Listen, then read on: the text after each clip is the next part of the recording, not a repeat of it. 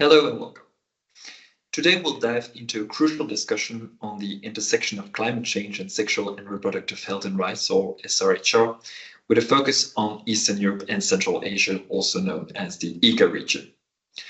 Over the past 2 decades, this region has made notable strides in healthcare. We've seen a reduction in maternal mortality and teenage pregnancies, and some gains in family planning. However, significant challenges remain, and climate change is making these challenges even tougher. Since the early 2000s, maternal mortality has declined by nearly 70% in Eastern Europe and almost 50% in Central Asia, a major progress.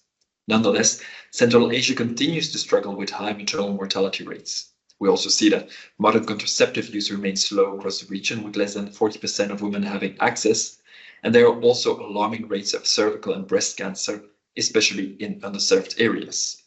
These challenges are closely linked to socioeconomic factors like poverty, gender, and geographical location. And today, climate change is amplifying these vulnerabilities. Climate change disrupts essential SRHR services in EGA, leaving vulnerable populations, especially pregnant women, at even greater risk. Rising temperatures, severe weather events, and diseases that spread with warming climates pose a direct threat. During natural disasters, healthcare infrastructure can be damaged, roads become inaccessible, and people are often displaced from their homes. In these moments, access to family planning and maternal healthcare becomes extremely limited. Climate change also increases risks of gender-based violence, especially in post-disaster settings, as displacement and resource scarcity can drive up rates of domestic violence and exploitation, leaving women and girls more vulnerable. To tackle these mounting challenges, it's essential to integrate SRHR into climate policies, especially in the NDCs, the nationally determined contributions under the Paris Agreement. To date, only 2 EGA countries, Albania and Moldova, have included SRHR in their climate action plans.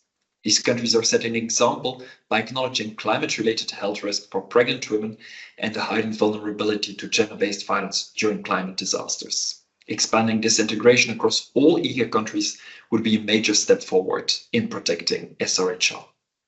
By doing so, EGA nations can ensure that women, youth, and other vulnerable groups are not left behind in a climate resilience efforts. But what can we do to strengthen resilience? First, we need targeted evidence-based disaster risk reduction and emergency plans that include SRHR. Ensuring climate-resilient healthcare facilities and training emergency responders is critical.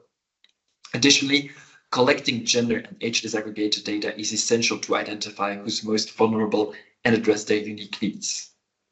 Research also shows that access to reproductive health services empowers individuals to make informed choices about family size, which can in turn help lower resource demands on our planet. Hence, policies that increase access to family planning help people, especially in high consumption regions, reduce their ecological footprint. As we approach COP29, we have a powerful opportunity to bring the conversation on climate change and SRHR in EGA to the forefront.